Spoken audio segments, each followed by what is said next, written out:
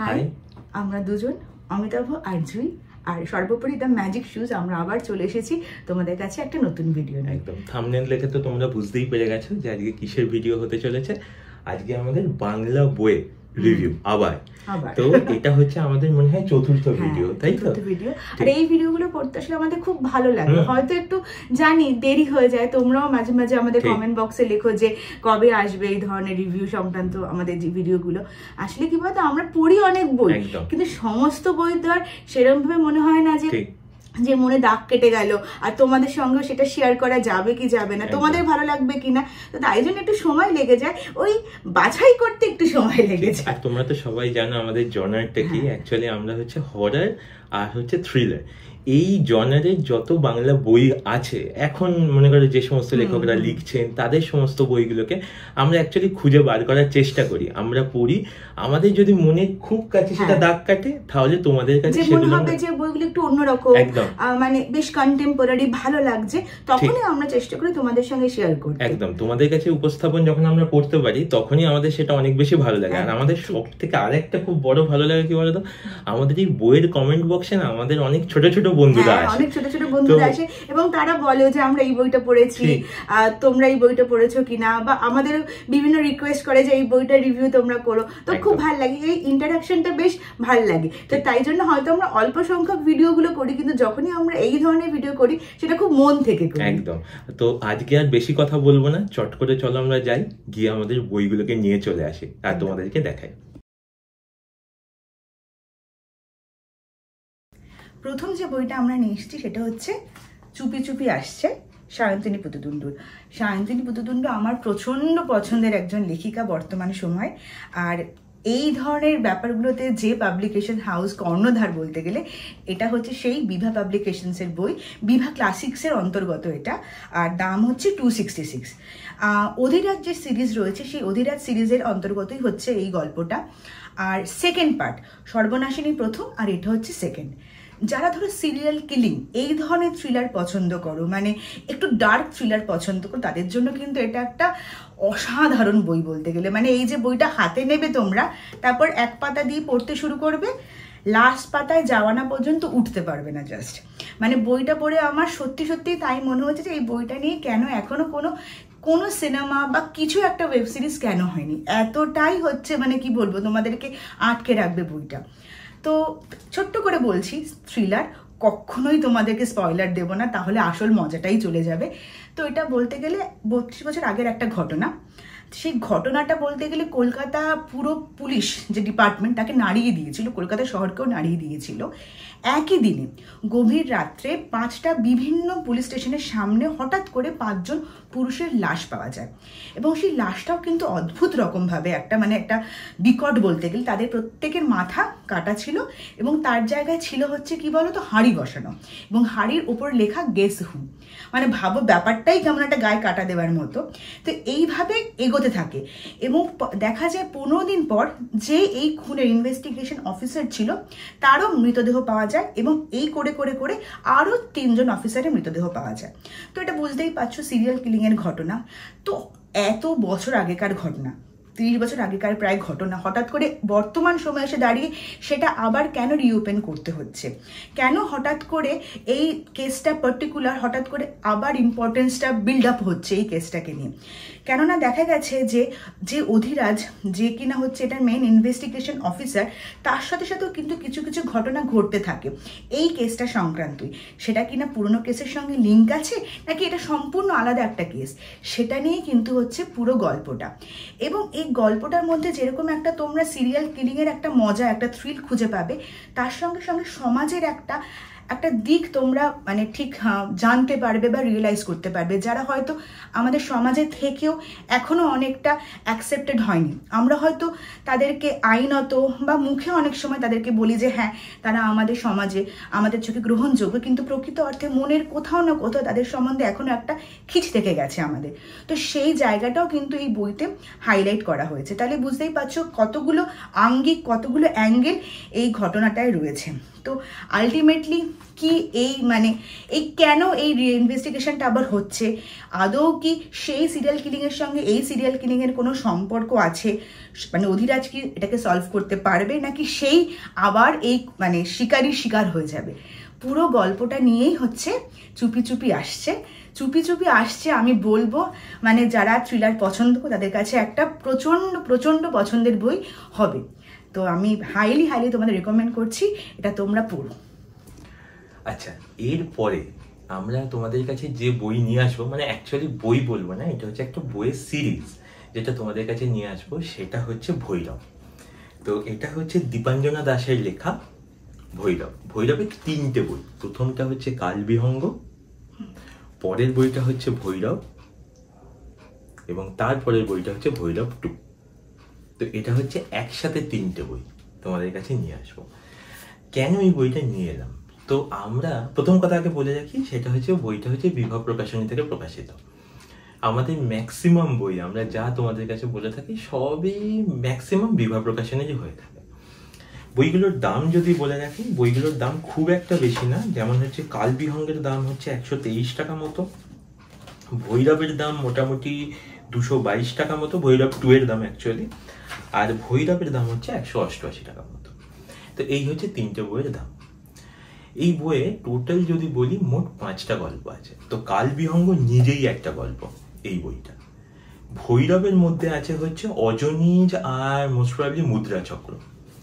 আর ভৈরব 2 এর মধ্যে যেটা আছে সেটা হচ্ছে, দাঁড়া একবার দেখে নিই কারণ নামটা, একটা হচ্ছে খণ্ডগ্রাস আর অরক্ষণীয়। তো এই হচ্ছে মোট 5টা গল্প।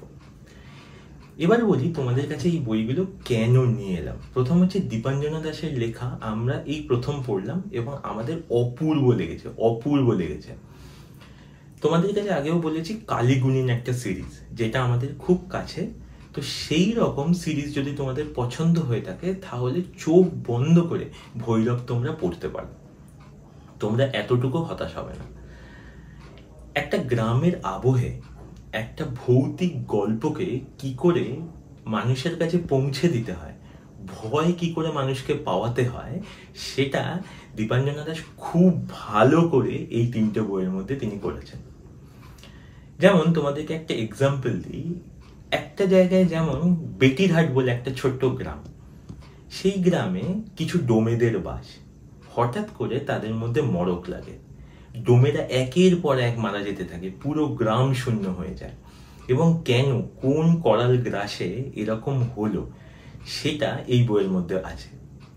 আবার কোনো এক জায়গায় দেখা যাচ্ছে এক নববধূ সীমন্তিনী, সে বিয়ে হয়ে তার বাড়িতে এসছে। আসার পরে তার বাসর রাতের দিন থেকেই সে তার ঘরে আরেকজনের উপস্থিতি লক্ষ্য করছে। কেন সে এরম লক্ষ্য করছে এবং কেই বা তাকে এরম ভাবে হন্ট বা মানে তাড়িয়ে নিয়ে আসছে, এই সমস্ত কিছু এই বইগুলোর মধ্যে আছে। আর কালবিহঙ্গ সেটা হচ্ছে অনবদ্য, মানে কালবিহঙ্গই অ্যাকচুয়ালি ভোলানাথের শুরু। ভোলানাথ এখানে কেন বললাম, তার কারণ হচ্ছে বইটার মুখ্য চরিত্র, নাম থেকেই তোমরা বুঝতে পারছো, বইটার মুখ্য চরিত্র কিন্তু এখানে ভৈরব ওরফে ভোলানাথ। ভোলানাথ হচ্ছে একটা ছোট্ট ছেলে যে আস্তে আস্তে ভৈরবে রূপান্তরিত হয়েছে। আর এই বইয়ে আরো একজন মুখ্য চরিত্র আছেন, তার নাম হচ্ছে ভালো নেত্র। তো এই ভালো নেত্র আর ভোলানাথ এনারা দুজনই হচ্ছে গুরু এবং শিষ্য। একটা কথা কি বলতো, মানে এই বই থেকে আরো একটা জিনিস উপলব্ধি করা যায়, সেটা হচ্ছে যেমন শিষ্য তিনি গুরুর কাছ থেকে শিক্ষা লাভ করে তার যেমন মুক্তি হয়, বা বলবো আমি তিনি যেমন সমাজে প্রতিষ্ঠিত হন, তেমনি একজন গুরুরও মুক্তি কিন্তু তার শিষ্যের মধ্যে দিয়ে। এই যে চক্র এই বইয়ের মধ্যে কিন্তু বারবার প্রতিফলিত হয়। সবসময় গল্প যেন এনাদের দুজনকেই সেন্টার করে ঘুরছে। এই 3টে বই অনবদ্য। আমি বেশি স্পয়লারের মধ্যে যাব না, গল্পগুলোতে এখন বলার মতো নয়। অপূর্ব গল্প, অপূর্ব লেখনী। তোমরা চোখ বন্ধ করে এই 3টে বই নিয়ে আসতে পারো, তোমাদের সত্যি খুব ভালো লাগবে। আমাদের ভিডিওর পরবর্তী বই হচ্ছে, গল্পের বই হচ্ছে দীপাঞ্জনা দাশেরই, যেটা নিয়ে অমিতাভ এক্ষুনি দীপাঞ্জন দাশের 3টে বই বললো, তারই আবার একটা বই, সেটা হচ্ছে ব্যাঙা। আর ব্যাঙা কিন্তু বলতে গেলে যেটা কালবিহঙ্গ যে বইটা, তারপরেই কিন্তু ব্যাঙা পাবলিশড হয়। তো এটাও সেম বিভা পাবলিকেশনসেরই এবং বিভা অলৌকিক সিরিজের অন্তর্গত এই বইটা। এর দাম হচ্ছে বেশি না 199 টাকা দাম, আর তো তোমরা কলেজ স্ট্রিট গেলে যেরকম ডিসকাউন্ট পাবে। তো এই গল্পটা বলার আগে আমি একটা তোমাদেরকে এমনি বলছি, একটু শেয়ার করছি। ভয় জিনিসটা না একটা অন্যরকম একটা অনুভূতি। এটা যতটা মানে শারীরিক একটা উত্তেজনা সঞ্চার করে ভয়, তার থেকে আমার যেন মনে হয় ভয় হচ্ছে পুরোটাই মনস্তাত্ত্বিক। মানে ভয় কিন্তু মানুষের মনকে আগে কি বলবো গ্রাস করে, তারপরে কিনা সেখান থেকে বলতে গেলে শারীরিক বিভিন্ন রকম অনুভূতি সঞ্চার করে, এটা আমার মনে হয়। আর এটা প্রত্যেক মানুষের মনের মধ্যে থাকে।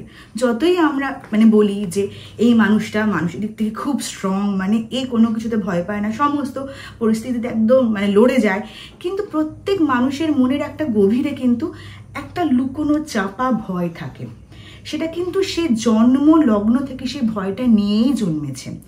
মাতৃগর্ভ থেকে যখন সে 9 মাস পরে বেরোয়, তখনই কিন্তু সে একটা চিৎকারের মাধ্যমেই সে একটা অজানা পরিবেশে যে আসলো, অজানা পৃথিবীতে, সেই ভয়টার কিন্তু একটা ইঙ্গিত দিল।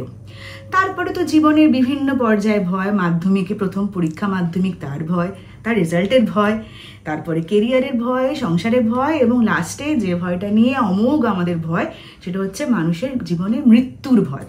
তাই জীবনের শুরু থেকে জীবনের শেষ পর্যন্ত আমরা ভয়কে নিয়েই কিন্তু চলি, সেটা স্বীকার করি বা না করি। তো এই ভয়টা নিয়েই হচ্ছে কিন্তু বলতে গেলে এই গল্পটা, এবং এই গল্পের 3টে ভাগ আছে। এই 3টে ভাগ কিন্তু এই ভয়কে সেন্টার করেই ঘুরছে, এবং এই ভয়টা কিভাবে কিভাবে মানুষের মনে আসছে তা নিয়ে। তো প্রথমে ধরো একটা বলছি যে এত তো ভয়ের কথা বললাম, কেন বললাম?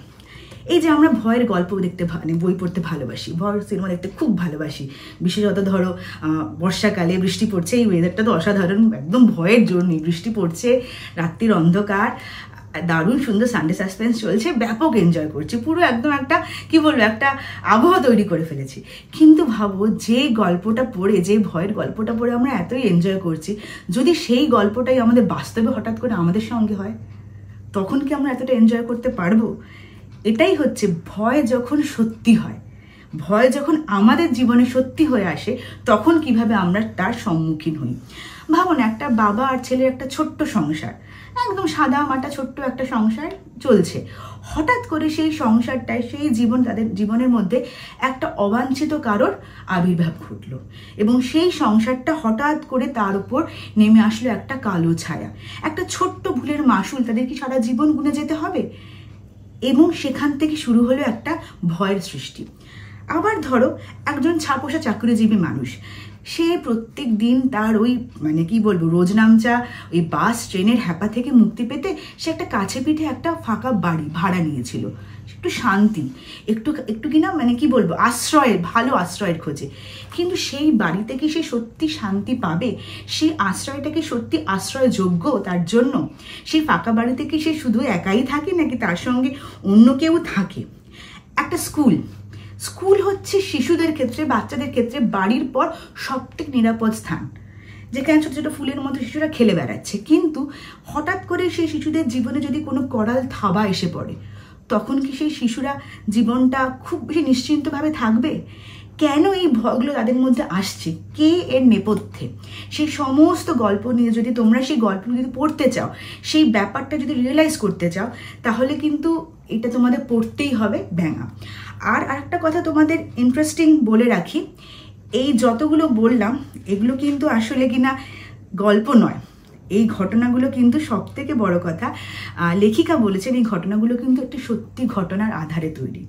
তাহলে যেটা কিনা আমরা গল্পভাবে পড়ছি, ভেবে পড়ছি, গল্প ভেবে ভাবছি যে আহা কি অসাধারণ লেখা, কি দারুণভাবে টান উত্তেজনাপূর্ণ, কিন্তু সেটা কিন্তু কারোর জীবনে ঘটেছে। যেটা লেখিকা বলেছে এটা কিন্তু সত্যি ঘটনা অবলম্বনে। এবার ভাবো, ভয়টা কি আরও বেশি করবে যে সত্যি এই ঘটনাগুলো যদি আমার জীবনে ঘটতো তাহলে কি হতো? যদি এই ফিলিংসটা পেতে চাও তাহলে বলবো আজকেই কিনে নাও এবং পড়ে ফেলো ব্যাঙা। তারপরে আমাদের কমেন্ট বক্সে লিখে জানিও কেমন লাগলো।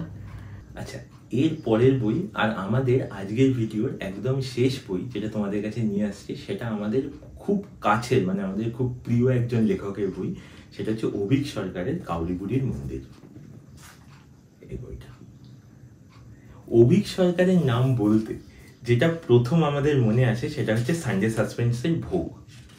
সেটা হচ্ছে এবং ইনকুইজিশন বলে একটা বই আছে, তোমাদেরকে আমরা বলেও ছিলাম। তো সেই বইয়ের মধ্যেই সেই ভোগ শোধ এই গল্পগুলো আছে। তোমরা তো নিশ্চয়ই এখন দেখেও নিয়েছো, হইচইতে এই সিরিজটা এসছে। তবে সত্যি কথা বলতে গেলে সানডে সাসপেন্স আর মীরের গলা অনবদ্য, তার কাছে কিছু যেতে পারে না। মানে আমি যখন শুনেছিলাম গল্পটা, আমি রীতিমতো আমার মধ্যে সত্যি সেই ভয়ের শিহরণটা হয়েছিল যে একটা গল্প কতটা ভয়ানক হতে পারে। তো যাই হোক, আজকে সেই গল্পের দিকে যাব না, কারণ এখন আশা করি তোমরা সবাই জানো সেই ভোগের গল্প। আজকে তোমাদেরকে বলবো এই কাউরিবুড়ি মন্দিরের গল্প। এই কাউরিবুড়ি মন্দির হচ্ছে সাহিত্য কুটিরের প্রকাশনী, এটা আলাদা। বিভা আমরা সব বলেছি, এটা হচ্ছে সাহিত্য কুটির। আর এই বইটার দাম হচ্ছে 270 টাকা, ঠিক আছে?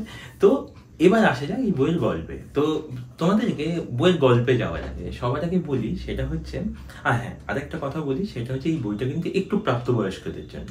তো যারা আমাদের ছোট বন্ধুরা আছে তারা কিন্তু একটু ভেবে বা বাবা মার সাথে দেখে বইটা পড়ো। আচ্ছা, যে কারণে এটাকে প্রাপ্তবয়স্ক বলছি তার কারণটা হচ্ছে মানুষের অ্যাকচুয়ালি ষড়রিপু, তার মধ্যে কাম হচ্ছে একটা প্রধান রিপু, ঠিক আছে?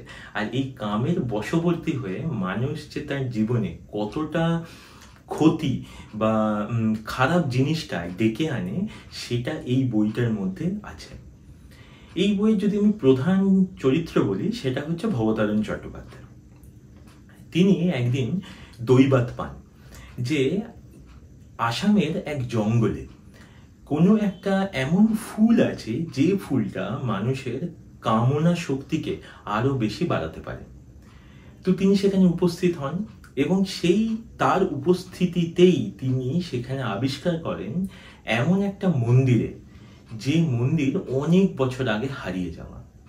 সেই গাঁয়ের নামই হচ্ছে পিতোরা গাঁ। তো পিতোরা গাঁয়ের দেউড়ি, সেখানে এক ধরনের আদিবাসী প্রজাতি থাকে, সেই দেউড়ি এবং তাদের মধ্যে সেই মন্দিরের পুজো, মানে দেউড়িরা অ্যাকচুয়ালি সেই মন্দিরের পুজো করে, কিন্তু কোনো এক অভিশাপে সেই পুরো দেউড়ি সম্প্রদায় সেখান থেকে নিশ্চিহ্ন হয়ে যায়। কেন সেই দেউড়ি সম্প্রদায় নিশ্চিহ্ন হয়ে যায় এবং তার প্রতিকারের উপায়ই বা কি? এই বইয়ের মধ্যে তোমরা পাবে ত্রিকোণ প্রেম, এই বইয়ের মধ্যে তোমরা পাবে সহবাসের গল্প, আর তার সঙ্গে পাবে এক ভয়ানক ভৌতিক রোমাঞ্চকর অভিজ্ঞতা। গ্রামীণ আবহে তৈরি করা এই প্রেক্ষাপট সত্যি অনবদ্য। মানে আমরা অনেক অনেক বই পড়েছি, কিন্তু এই বইটা সত্যি আমাদের মনের অনেক কাছে পৌঁছে গেছে। আমরা আর বেশি বলবো না এই বইটা নিয়ে। আমি তোমাদের কাছে একটাই রিকোয়েস্ট করব, আগের বারও জয় যেমন বললো চট করে বইটা কিনে নাও, এবারও বলছি চট করে বইটা কিনে নাও, চোখ বন্ধ করে কাউরিবুড়ির মন্দির আর পড়ে ফেলো। একবার যদি শুরু করো, আশা করি তোমরা শেষ না করা অবধি উঠতে পারবে না। তো আজকে আমাদের ভিডিওটা আমরা এখানেই শেষ করছি। আমরা তোমাদের সামনে 6টা বইয়ের আজকে রিভিউ নিয়ে আসলাম। কেমন লাগলো এই বইগুলো তোমরা প্লিজ পড়ো আর আমাদের জানাতে ভুলো না। ভালো লাগুক খারাপ লাগুক সবটাই আমাদের জানিও। আর যদি তোমাদের কাছেও অন্য কোনো গল্পের বইয়ের মানে সাজেশনস থাকে, সেগুলো আমাদের কমেন্ট বক্সে উল্লেখ করো, আমরা চেষ্টা করব সেগুলো পড়ে তোমাদের সামনে সেগুলোও তুলে ধরবো। আর একটা কথা কি বলতো, সত্যি কথা বলতে আমরা তোমাদের কাছে এই ভিডিওগুলো নিয়ে আসি তার কারণ আমরা চাই যে সবাই বই পড়ার অভ্যাসটা আরো যেন বেশি করে তৈরি হয়। হ্যাঁ ঠিক, কারণ মানুষ বই পড়ে, বইকে ভালোবাসে। যতই মোবাইল আসুক সবকিছু আসুক, কিন্তু কি বলতো বইয়ের নতুন বইয়ের গন্ধ আর বই পড়ার যে মজা, সেটার কোনো বিকল্প হতে পারে না। সব থেকে বড় কথা কি বলতো, আমরা বইমেলাতে অনেকবার করে যাই, মানে বইমেলা হলে আমরা মানে অনেকবার যাওয়ার চেষ্টা করি, কিন্তু কি বলতো আমরা জানি সেই বইটা হয়তো আমরা কলেজ স্ট্রিটেও পাবো, কিন্তু ওই বইমেলাতে নতুন বই ঘেটে খুঁজে দেখার যে একটা গন্ধ, যে একটা মানে একটা অনুভূতি, সেটা একটা ভাষায় প্রকাশ করা যায় না। যারা বই পড়তে ভালোবাসো, যারা এই বিষয়গুলো পছন্দ করো, তারা আশা করছি মানে ব্যাপারটার সঙ্গে রিলেট করতে পারবে। তো যাই হোক, আমরা ভিডিওটা এখানে শেষ করছি। আমরা চেষ্টা করব এরকম ভাবে তোমাদের সামনে আরো নতুন নতুন গল্পের বই তোমাদের সামনে তুলে ধরার। আশা করছি তোমাদের ভালো লাগবে। হ্যাঁ, আর একটা কথা বলে রাখি, একদম রাগ করো না, কারণ আমরা প্রথমেই বলেছি আমরা অনেক বই পড়ি, তো সময় লাগে, তার মধ্যে থেকে না ভালো ভালো বইগুলো তোমাদের কাছে উপস্থাপন করতে, বুঝেছো তো? তো রাগ করো না, আমরা জানি অনেক দেরি হয়ে যাচ্ছে, কিন্তু কি করবো বলো, আমরা সব বইগুলো খুঁজি, আমরা অনেক অনেক বই খুঁজি, বই পড়ি, আলোচনা করি যে দেখো এই বইটা আমার ভালো লেগেছে, এই বইটা ওর গল্পের ভাল লেগেছে, বা কখনো কখনো কমন বই ভাল লাগে, তো সেগুলো বাদ ছাড় দিয়ে আমরা তারপরে একটা ঠিক করি যে আজকে এই বইগুলো নিয়ে আমরা তোমাদের সামনে আসবো। একদম। তো যাই হোক, চলো আজকের ভিডিও আমরা এখানেই শেষ করছি। তোমরা সবাই সুস্থ থেকো, ভালো থেকো, সাবধানে থেকো, আর বই পড়ো। আর হ্যাঁ, একটা কথা, আমাদের পাশে থেকো, সবসময় আমাদের পাশে থেকো। চলো আজকের মতো টাটা।